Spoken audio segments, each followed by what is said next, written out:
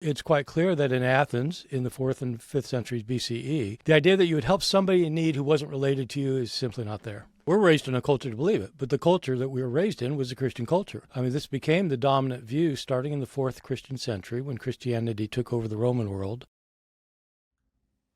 Suppose you object to the morality of homosexuality or premarital sex on biblical grounds. Well, skeptics and atheists will rightly respond, well, you wouldn't sell your children into slavery, something that's also morally sanctioned by the Bible, so why would you follow its moral advice on the topic of sex? This, I think, is a really good point. But there's another moral idea that many atheists themselves get from the Bible. What if I told you that the idea that government should pay for social programs for the poor, the idea that it's morally obligatory to help strangers in need, what's called the morality of altruism, is a moral idea that originates in the Bible? Well, you don't have to take my word for it, because that claim has now been thoroughly proven by a new book written by Bart Ehrman, who's a distinguished Bible scholar at UNC-Chapel Hill. The book is called Love Thy Stranger. Now, Ehrman's someone who writes popular, general audience books drawing on extensive scholarship that reveal the unknown history of the Bible. Everybody knows that the idea of love thy neighbor, which the Bible interprets to mean sacrifice for strangers, is an idea that you can find in the Bible. What they don't know, that Ehrman's book really helps bring out, is that this is an idea that was unknown prior to Jesus.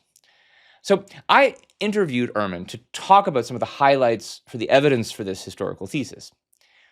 One interesting thing you'll see from this interview is that Ehrman himself is an atheist, so there's a lot about Christianity that he doesn't agree with. But when it comes to the idea of altruistic service to strangers, here he sings Christianity's praises. This is where we obviously strongly disagree. I think that altruism is an irrational dogma that demands the destruction of human values. I even think that there's evidence for that in Ehrman's book itself, and this is one of the things that we talk about. So why does Ehrman, an atheist himself, believe in altruism, even though, like biblical sexual morality, it seems to come from an irrational source? That is something we talk about in this interview. Please enjoy. I'll wrap up the end with some further thoughts on some of the points of contention that come up in our discussion. So welcome to the podcast, Professor Bart Ehrman. I've been a fan of your work for a long time, and when I saw that you were writing a book on the Christian origin of altruism, I was really enthusiastic to read it. Finally got my hands on a copy, and I have so many questions that I want to ask you about it today. The book, of course, is Love Thy Stranger: How the Teachings of Jesus Transformed the Moral Conscience of the West. Just came out this year from Simon & Schuster. And let me just start with a quote that I think summarizes the thesis of your book, and I want to ask you to explain it to us. Here's the quote. The kind of altruism embedded in government assistance to the poor, as crystallized in some ways in the Social Security Act of 1935, would not even have been conceivable in the worlds of antiquity. It's driven by a Christian ethic that understands that altruism is to be extended to the other, not just friends, family, potential friends, and beneficiaries of one's private patronage, but anyone in need, even strangers. So I think this is an idea. It's going to sound very intriguing to many people.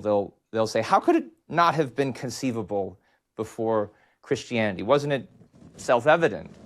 And I don't think it's self-evident. This is something we actually disagree about, even though we're both atheists. You celebrate Christianity for its contribution of this idea. I don't. I want to talk more about that later. But to get us started, could you begin by explaining to us some of the highlights of the kind of historical evidence for this idea? Absolutely. Yeah, it is a thesis of the book. So the thesis of the book is not that Christianity invented altruism. Altruism's always been around. It's in our DNA. It's always been in the DNA of humans. The species would not have existed without some forms of cooperation.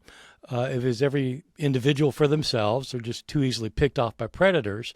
And so there's always cooperation that always requires sacrifice, and on some level that always involves concern for the other. But the human DNA does not, the ancient DNA that we came from does not have sympathy for others because they happen to be in need. It's only those who are close to you, either biologically or socially. And so it's a pretty firm finding of evolutionary biology. With respect to why it wouldn't have come about in the ancient world, I'm talking about ancient Greece and Rome, so I'm talking about only the ancient world in the West. And we have a lot of knowledge about what morality and ethics were like in the Greek and Roman worlds. It's not that they were immoral at all. Most ancient people were just as moral as people are today. They had their codes of ethics just as people do today. But the idea that you would invest yourself sometimes at a sacrifice to others who are in need, if they were not socially or biologically related to you, was not part of the discourse. And so you can verify that pretty easily simply by starting with Aristotle and read Plato and then Aristotle and read through the philosophical schools of the Roman and Greek worlds. And just like it is, so I tried to document that in my book and try and show that it's right. Yeah, as to the question of whether Christianity originated altruism or what you call stranger altruism, we might have also a disagreement about how altruism is defined. At one point in the book, you say, broadly, it refers to anything that benefits someone other than yourself. And certainly the way that the biological debates about altruism break down. I think it's a little different when, in philosophy, they're debating about whether altruism exists. But in any case... No, well, it is, but I deal with that, too, in my book, of course. Both the philosophical, the psychological, and the evolutionary issues. Sure.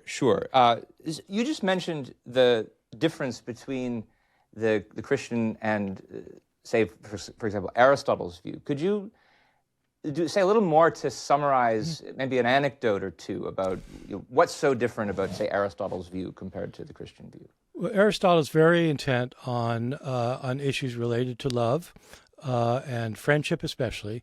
His Nicomachean Ethics it's a 10-volume work that is probably the most significant work on ethics ever written, that's still being studied in universities today. It's a 10-volume thing. Two of the volumes deal just with friendship, what it means to have a close relationship with somebody, an intimate, close relationship, to the point where Aristotle says that the other person that you have this kind of friendship with is a second soul. It's like your own soul duplicated, and you'd be willing to give your life for this person. And Aristotle, like Plato before him, and like the philosophers after him, were quite emphatic that those people that you were close with, you needed to treat well and to help when they were in need. Aristotle does not say anything about helping people who were not related to you socially or biologically, and it's quite clear that in Athens in the 4th and 5th centuries BCE, this was not an idea that anybody had, and so there are actually books written just on Athens in the 5th and 4th centuries and the moral philosophy at the time and altruism at the time, and it's crystal clear that the idea that you would help somebody in need who wasn't related to you is simply not there. Later, it becomes argued against in Greek and Roman philosophical circles. Yeah, I saw the footnotes to some of those books in your index, in your references, and I want to check them out. One of the great things about your books is they're written for a general audience, but they bring with them just a wealth of scholarly knowledge, which is one of the reasons I really recommend them. One of the other things that you do regularly in your books is to dispel common misconceptions about what's actually in the Bible, even misconceptions among believers. Whether is the Trinity in the Bible? Is there a single Christmas story in the Bible? And I see you doing that in this book too, especially about the Christian view of love. And there's this passage from 1 Corinthians that they read at every wedding. And when I used to teach philosophy classes, I used to have my students read this, and I made the same point that you do. But I don't want to steal your thunder. So tell us more about what's so distinctive, especially in that passage, that most people perhaps don't appreciate.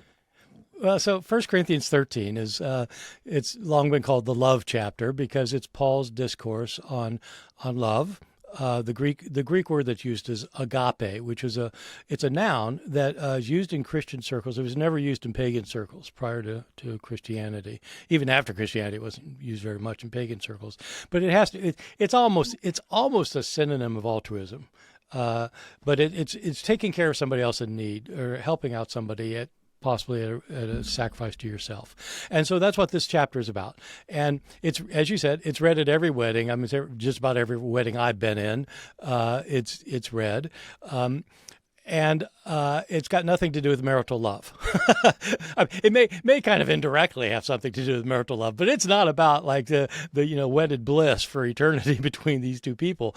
It's about it's actually about how Christians should use their spiritual gifts in their Christian communities, gifts of tongues and speaking in tongues and speaking prophecies and healing people and giving to charity, and all these things are these are things that have to be done with agape, or they're of no use. And so, I mean, the chapter begins with Paul saying, if I speak in the tongues of humans and angels but don't have agape, it's, I'm a clanging cymbal. And he goes on to talk about prophecies and so I think in a wedding service, when somebody's hearing about tongues and prophecies, they probably aren't paying attention, because if they were, they'd say, what's that got to do with this, this wedding? So, yeah, so that'd be, that's one thing. Yeah, where people just misunderstand what the chapter's about. So let's talk a little bit more about the concept of agape. One of the things that you stress is that this view of love for one's neighbor is, the title of your book comes from the idea that when the disciple asks Jesus, who is my neighbor, he tells the Good Samaritan story. And part of that same idea, I can't remember how close in the passages it is, but it's that not only should you love thy stranger, but you should even give up everything you own, give it to the poor, and come follow him. And that also means giving up your friends, giving up your family, leaving them behind too. At one point in the book, you say it's a seemingly heartless idea. And I was curious to ask, do you think that's just seeming, or is it actually, or is there a reason to think it's not really in the end? What's your view? Well, so this is something that I think a lot of Christians who read their Bibles, they find rather noble. That the disciples, when Jesus tells this rich man who wants to get into the kingdom of heaven, he says you need to sell everything and give everything to the poor, and the man can't do it. And so the disciples then have a discussion with him about that. And at one point, Peter says, "Look, we've left everything for you." And Jesus affirms it and praises him. Anyone who leaves their home, their spouse, their children, their job, whoever leaves all these things will have multiple of those things now in this life and then eternal life. And so he's praising these 12 disciples, the 12 men, for leaving everything to follow him. And when Christians read that, they think, well, that's just really noble. These people really committed, man. They gave up everything. But when you think about it for a second in terms of the ancient economy, the man was the breadwinner in the household, and he's the one who generated the revenue. And if the man left, as did happen, it left the family destitute. And there's no way for them to survive except for doing things that are very unpleasant to think about, or to sponge off neighbors or family, and so it created huge hardship. So, that is distressing to me, and I think it's not good. But the proviso is understanding why it might have been okay in Jesus' context, because he genuinely thought the end is coming very soon. And if the end is coming next Thursday, it's fine. They can get by for a few days or a week or whatever. So once you take it out of that context, no, absolutely, it is not good. Yeah, that's actually the next thing I wanted to ask you about, because one of the things you stress, not just here but in a lot of the rest of your books, is this point about Jesus's apocalypticism. And even though you commonly highlight misconceptions about what's in the Bible, you're still pretty convinced that Jesus was a real historical figure. And the way you usually characterize him is he was a Jewish apocalyptic preacher. And could you tell us more about what that means and why it was different from earlier versions of Judaism, and how it relates to his ethical view in the way that you were just discussing. Yeah, it's a really important point, and it's not like an idiosyncratic view. My point of view. It's been pretty much the dominant view since Albert Schweitzer wrote his book, The Quest of the Historical Jesus, in 1906. And so in Western Europe, in the U.S., this is kind of a standard view among scholars. Apocalypticism is a kind of Judaism that arose about 200 years before Jesus' ministry. It is a kind of reaction to the general view found widely among Israelite authors in the Hebrew Bible, especially the prophets of the Old Testament, but not just them, everyone pretty much, that are trying to explain, these prophets are trying to explain why Israel is suffering so intensely.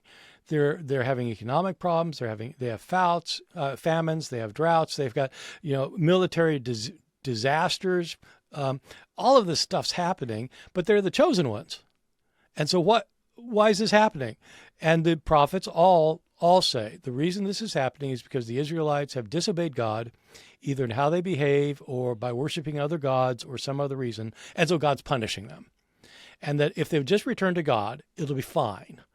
So this is the view you get page after page after page. It doesn't matter which prophet you read, Isaiah, Jeremiah, Ezekiel, any of them. So about 200 years before Jesus, there arose a situation where it was quite clear that the Jewish people were not suffering because they were disobeying God. They were ruled by the Syrians at the time, whose monarch, Antiochus Epiphanes, made it illegal to practice the Jewish law.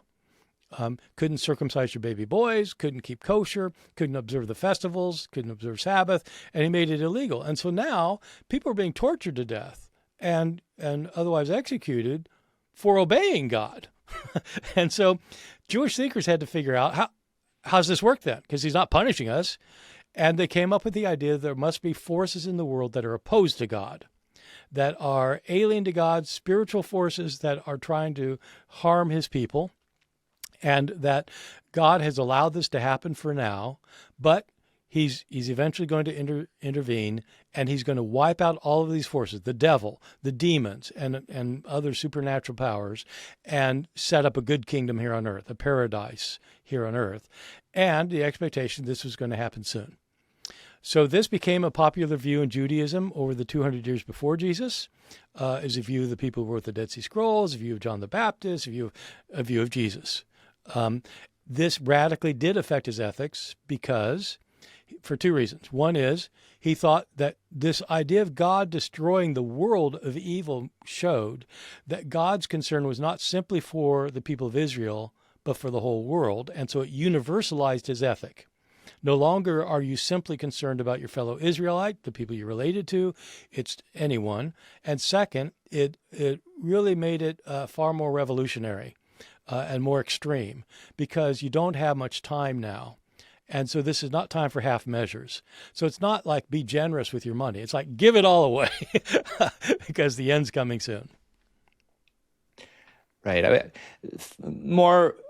want to ask more about this idea, because at one point you suggest in the book that the God that's portrayed not just in the Old Testament but also in the New is not only supposedly a loving God but also a wrathful God.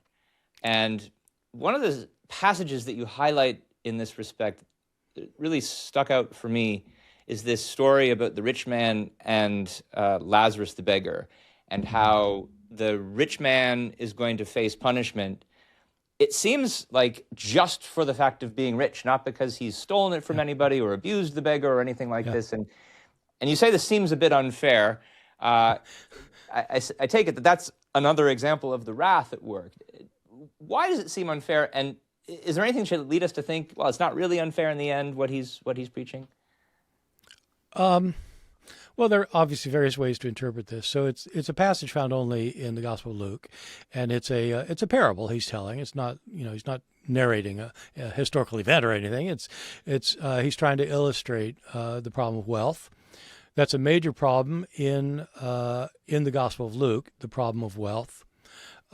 And social agendas generally are more pronounced in this particular Gospel, Luke, than in the other three in the New Testament. There's a very big question about whether Jesus actually told this parable. And I actually don't think Jesus himself told the parable. I think this is a later invention put on his lips. And I give reasons for that in the book. I don't need to get in that unless you want to know. But the deal with parables, you have this filthy rich man who is like he's got everything 20 times over, lives in this huge palace, and it's just fantastic. Servants, slaves, beautiful people around him all the time, fantastic clothes, great food, everything. And outside of his gate is this poor man named Lazarus, who's so poor he's just begging for some of the scraps off his table, and he's got wounds all over his body, and his dogs are licking his wounds, and it's a pathetic thing. They both die. Lazarus is taken up to Abraham's bosom, which is like an image for heaven, and the rich man goes down into the fires of doom, and so it's about these two. One is severely punished, who's rich. One is rewarded because it doesn't say why. Actually, okay, so this is the point. It doesn't say why one is punished and the other isn't.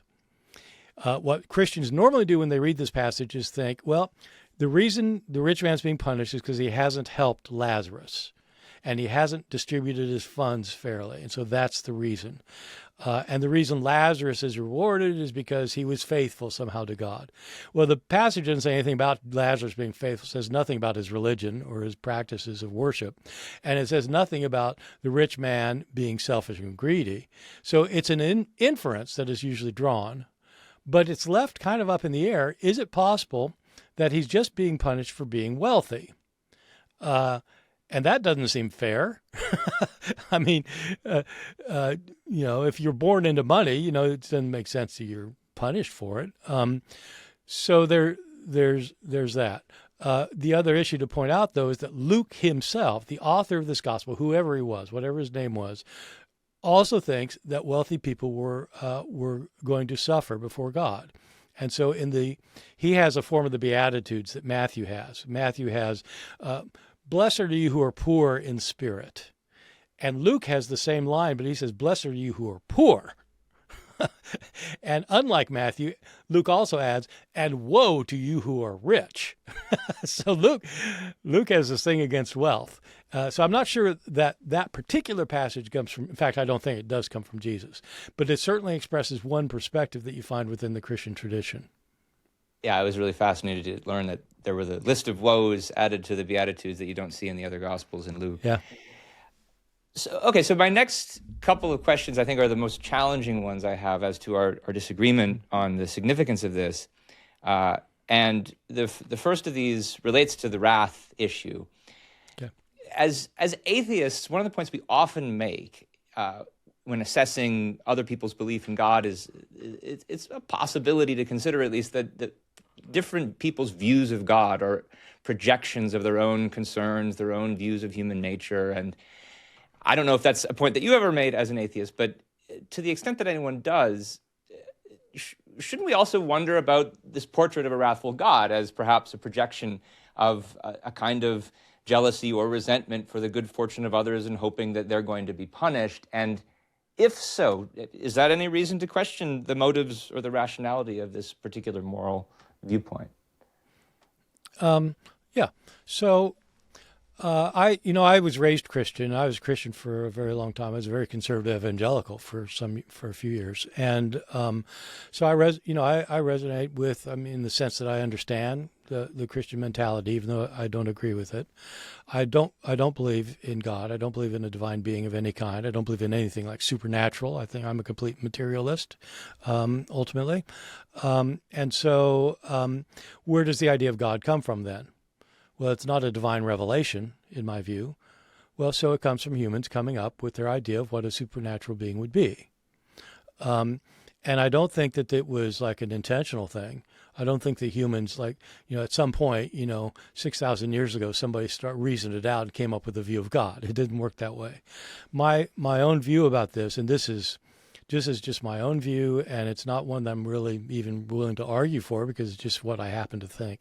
I happen to think, what my view is, that we are born into a view that there is always some being, some intelligent being who is more intelligent than us, more powerful than us, who can help us or hurt us.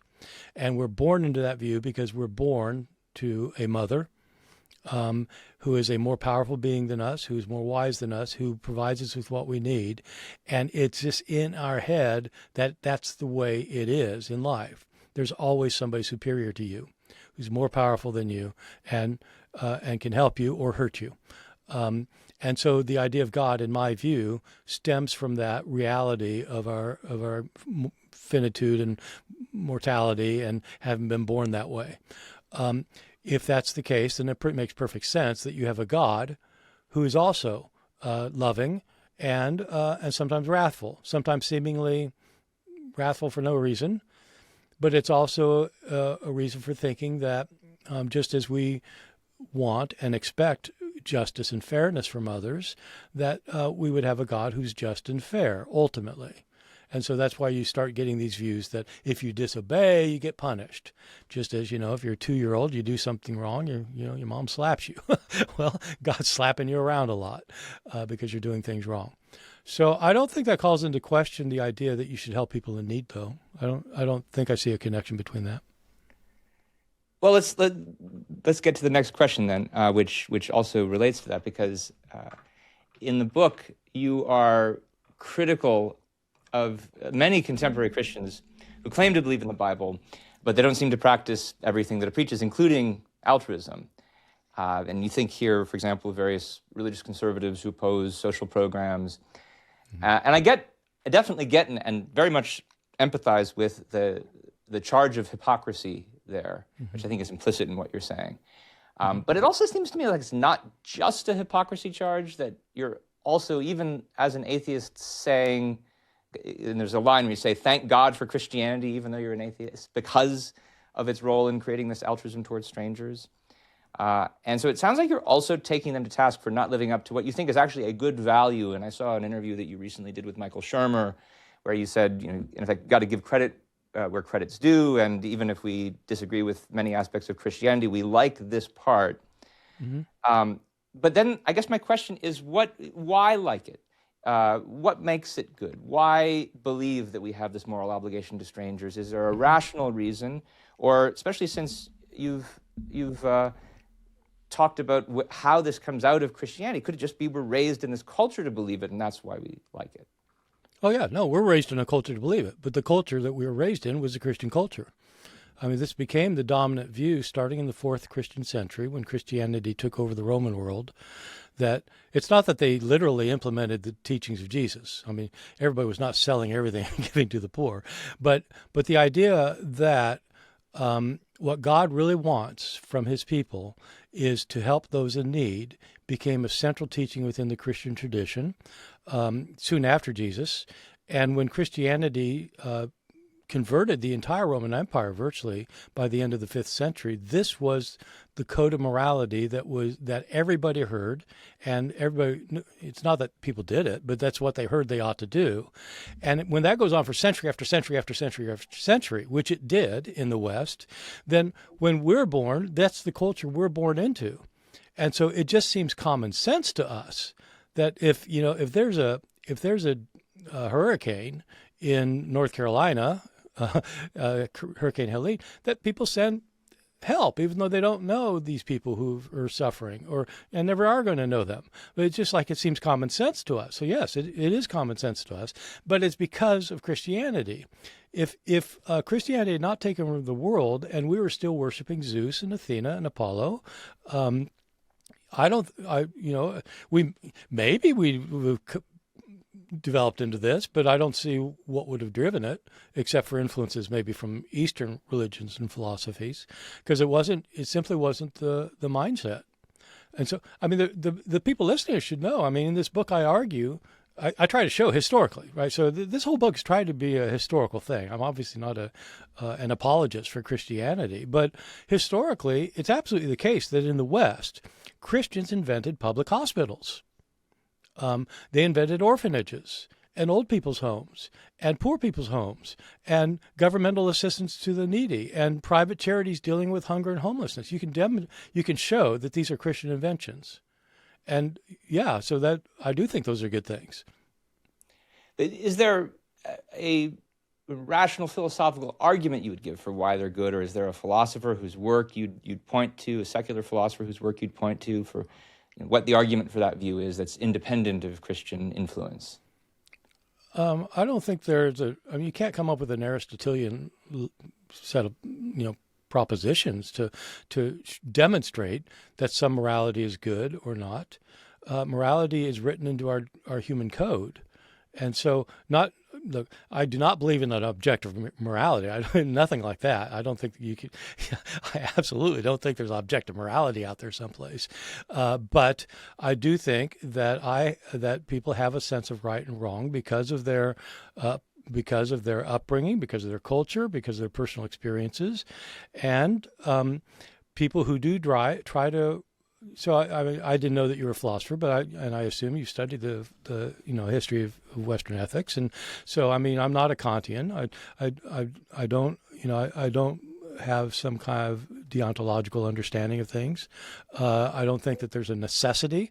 I judge that some things are good, and I judge that it's good to help people rather than hurt them, and so I don't argue it on the basis of some kind of objective claim. I just think that that's my view, that I would prefer that people help each other rather than hurt each other. So I don't like it when people kill each other, for example. And it's not just because I think for society in the long haul, I think that is important, but it's my moral code. Yeah, it definitely doesn't sound Kantian to me. It sounds more Humean, if anything. I guess just for your awareness, my background is in philosophy, and this is a podcast of the Ayn Rand Institute, and Ayn Rand had an argument for a kind of objective morality, but it's objective not in the sense of out there written in the fabric of the universe, but objective in the sense of the way we say that journalism can be objective, or that grading can be objective, or judicial interpretations can be objective. So not something about the fabric of the universe, but about the way that thinking beings process questions of value. And yeah, but I would argue those things aren't objective either. So we could disagree on that one too. And there are human reasons for thinking that, which that is a whole other conversation. So let me just wrap up with a few questions, really more about you, because I think I'd like our readers to know more about you and your work. And this is the latest in this whole series of books you've written for a general audience. And you're a professor of religious studies, but an interesting thing about your biography is that you originally studied in seminary. I take it to be a minister. And how did that?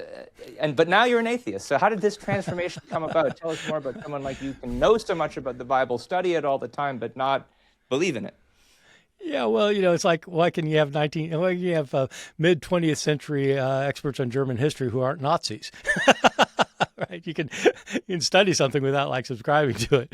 And so, but in my case, it's quite different because I wasn't like a previous Nazi who's converted away from it. I was I was raised Christian. I was raised not in a crazily religious household, not in a fundamentalist household at all. I was Episcopalian, and but I did have a born again experience in high school when I was 15, where I became a very strong evangelical Christian, a fundamentalist basically. And my first schooling after high school, I went to Moody Bible Institute, which is a fundamentalist college in Chicago, and then went from there to Wheaton College, where I first learned Greek. And I got really interested. Since I was so committed to the Bible, I was interested in being able to read the Bible in Greek. And so I took ancient Greek, and it turned out I liked it a lot. And so I went off and did a master's degree and a PhD with a scholar who is the world expert in the Greek manuscripts of the New Testament. I wanted to focus my life on analyzing ancient Greek manuscripts. And that's what I started out doing. My first 20 years were doing that kind of thing, of scholarship. We're doing that kind of thing. I didn't start writing books for a general audience until about 15 years after I did my PhD. And by that time, I had left the faith. It's a long story. I don't need to go into all the details here unless you want to hear them. But I started, as I studied the New Testament in Greek, and then I learned Hebrew and started studying the Old Testament in Hebrew. I started realizing that my view that the Bible had no mistakes of any kind in it was just completely wrong. There are contradictions. There are things that you can demonstrate did not happen historically. There are implausibilities. There's just all contradictions. They're different. They're problems. And so I became kind of a more of a mainline Christian who still thought the Bible somehow revealed the will of God or the truth of God, but I was fairly liberal for a number of years. It's about 30 years ago when wrestling with issues of theodicy that I came to a point where I just didn't believe that there's any kind of superior being in the universe who is all powerful and all loving and active, and I just don't believe it. And so I left the faith, about 30 years ago. But by that time, I had been teaching at Rutgers for a while, and then I was teaching at University of North Carolina, Chapel Hill, and I still very much love the Bible, even though I'm quite critical of it as like I have anything literal, but I resonate with it. But most of my popular writings is trying to show how standard Christian views often are highly problematic. And I was raised Catholic myself, and so consequently we never read the Bible.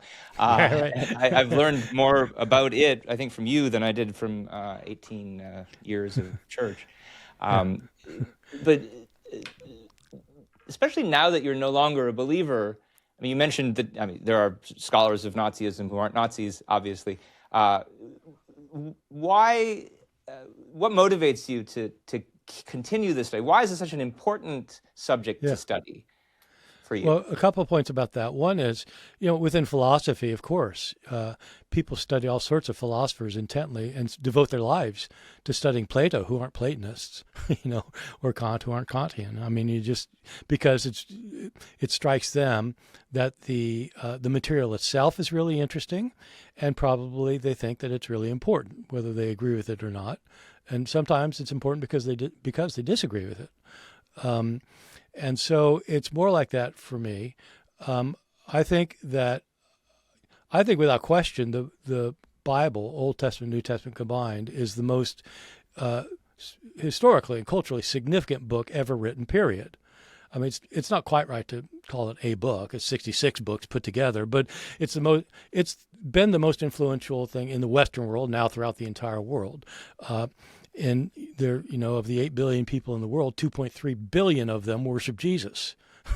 So you talk about cultural or historical importance, and it's based on the Bible, and most people have completely wrong understandings of the Bible, and so I think it's important to know what this book really is, to understand who Jesus really was, not what most people think, understand how Christianity developed, not the way most people think.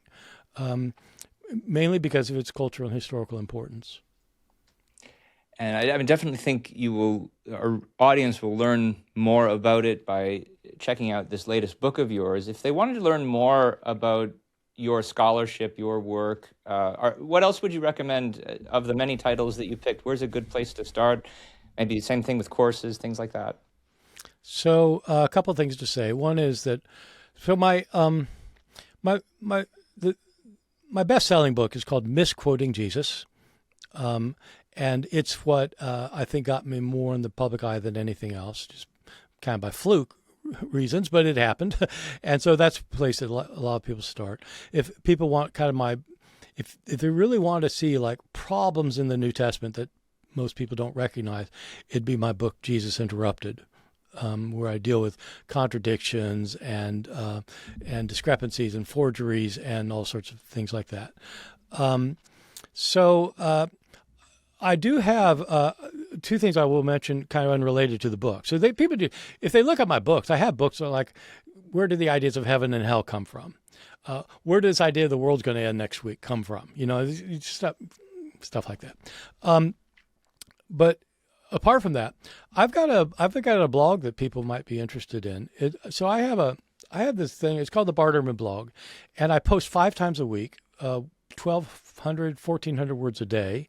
I've done it for 14 years, and I've never missed a week. And people can ask questions and make comments on my blog posts. And it's about everything having to do with the New Testament, historical Jesus, early Christianity, and related fields, Roman religion, Greek religion, whatever. There's a membership fee for it, a small membership fee, and all of the membership fee goes to charities.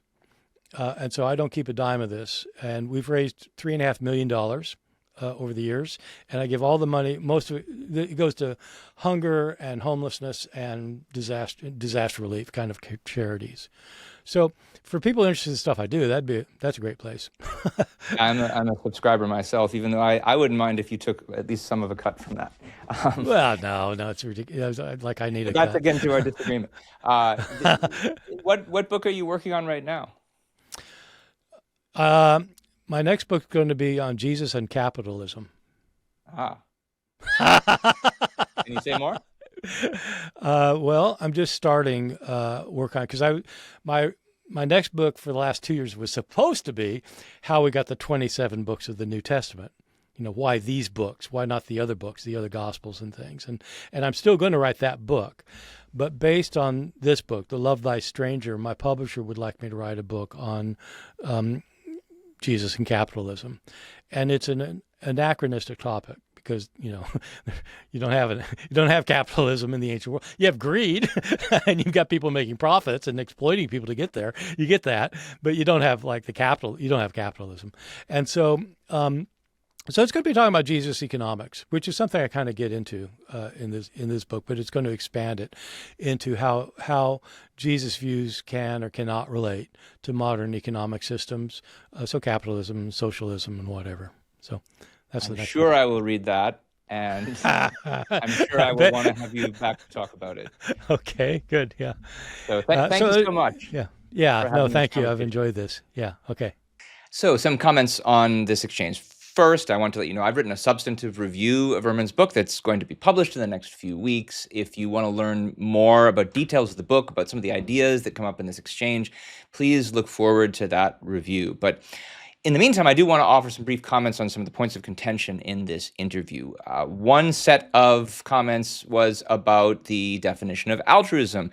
This comes up because at one point Ehrman says that altruism is in our genetic code. And when he's talking about that, he's not talking about the kind of altruism that you see in the Bible. He's talking about what many biologists refer to as altruism, which comes from the fact that they observe various forms of helping behavior, like between mother and child in the non-human world. It's something that couldn't possibly be learned, and so they conclude it must be innate, therefore it must be the product of evolution. This behavior, obviously, as a product of natural selection, is behavior that's only going to apply to kin, only to others for whom there's some kind of expectation of reciprocity. And even that kind of limited helping behavior, I have to emphasize, is something I don't think is programmed into human DNA, because one thing that we know that is programmed into human DNA is the capacity for choice.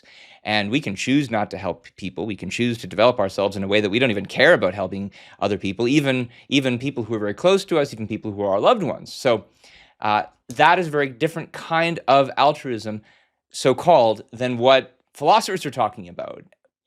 Than the kind that is discussed in the Bible. Ehrman himself denies that radical, selfless sacrifice for strangers is something that's genetic. How could it be genetic when it wasn't even part of human culture until well after Christianity?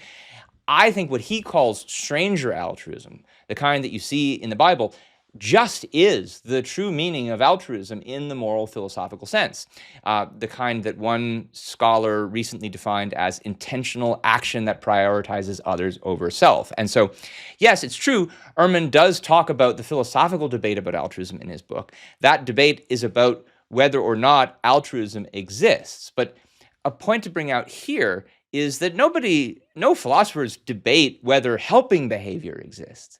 It's obvious that it does, both in the human and the non-human realm. So they're obviously using altruism in a different sense when they talk about whether or not it exists. It's not the same thing as mere helping behavior. Helping behavior, after all, can be done for all kinds of selfish reasons, and it isn't altruistic in the philosophical sense. And so when I question whether altruism is rational, I'm using that concept in the same sense where philosophers are talking about whether altruism exists. And what we are talking about is altruism as radical sacrifice for strangers. That's the behavior, that's the idea that I'm questioning the rationality of. So, go back to my opening question at the beginning of this video. Why would you accept biblical altruism when you reject other kinds of biblical moral injunctions, like biblical sexual morality, which many atheists and skeptics are likely to reject? So in this interview, Ehrman repeatedly agrees that his own belief in altruism is just a product of the Christian culture in which he is raised. And his own historical thesis, I think, provides evidence for that. Here's the point that I'm trying to make about this, and it will come out even more clearly in the review that I've written. If we already have reason to think that Christian belief is irrational, if we think it's just faith-based, and lots of atheists agree about that, they're my target audience here, shouldn't that debunk our confidence in the morality of altruism if we think that the morality of altruism itself just comes out of Christian culture and belief? And that should especially be an idea that we take seriously, given all of the evidence that's presented in this book for the irrationality of the belief. I mentioned this in the interview. I detail it even further in the review, but just to summarize it for you again, for example, Jesus doesn't want us to help our friends or loved ones. He wants us to abandon them because that's the true sacrifice for him, and it would be a true sacrifice. He wants the rich to be punished just because they're rich, not because of any crimes they've committed. Ehrman himself admits that this is unfair. And the whole ethic, by Ehrman's admission and by his account, comes out of this deeply irrational Christian apocalypticism, even previously Jewish apocalypticism, which amounts to nothing more than the desire for a wrathful God to wreak vengeance on the successful people in the world. How is that kind of belief rational? And if we don't think that it is, why do we give it any credibility when we similarly would reject other kinds of Christian moral beliefs that we think are also based on irrational motives? I don't think there is any good reason to refrain from rejecting these ideas. So what's the alternative? Well, like many other people, Ehrman thinks that there can't be a purely scientific rational morality. He thinks that we simply start with our feelings about what's moral because there's really nowhere else to start. This is the point I made in the interview about how it sounds a lot like his position is a Humean position rather than a Kantian position. He doesn't seem to think there's any kind of objective morality. Well, I also don't think we should just take for granted that there is some kind of objective morality. I think it's something that has to be argued for. And as I allude to in the interview, I think that a successful argument for objective morality has been given by Ayn Rand. And in the essay that I'm soon to publish as part of a forthcoming book, this is now a different essay from my review essay, I show how I think Ayn Rand built a secular objective morality out of the values of objective science. I alluded to this also in the interview by mentioning that it's not too different from the idea of objective grading or objective journalism. Yes, these are human products. They're not something that's out there in the fabric of the universe, but they're human products that are valuable by reference to facts in reality. For example, the idea that it's good to pay attention to the facts at all, to the evidence, that's a value judgment. That's a value judgment that science engages in all the time. So there can be scientific, objective value judgments. Objectivity itself is a scientific value judgment. Objective morality is just making fact-based evaluations of people's actions and their characters. So which facts? The main fact is the fact that we are a living creature that survives only by following a definite specific course of action. And if evolution is relevant here at all, it's not because of some kind of moral code that's innate to us, but because this fact, the fact that we survive only by following definite specific course of action, is a fact that scientists draw on all the time when they say that certain kinds of traits or behavior have adaptive value. That is to say, that these traits or behavior are good enough to enable an organism to survive and therefore to reproduce. Those are biological value judgments. A morality that aims at your survival and at your flourishing is the essence of a rational objective morality. By contrast, the morality that demands your sacrifice for the sake of others could only be, and now we know historically is, a product of religious faith. Fortunately, you don't have to take my word for that last point anymore, because Ehrman's book delivers really overwhelming evidence that this is true. And the fact that he himself agrees with altruism, but is willing to share so much evidence of its ostensible irrationality, I think points to the objectivity of this historical account. He's sharing it with us even though he doesn't have an axe to grind against altruism like somebody might accuse me of having. So for more on why altruism is an essentially religious dogma that secular scientific people should reject, first of all, see Ehrman's book, because he gives that historical account, but then see the book that I've written that's coming out within the next few months, Breaking Free from Faith-Based Morality, the Rational Alternative to Altruism. Thanks.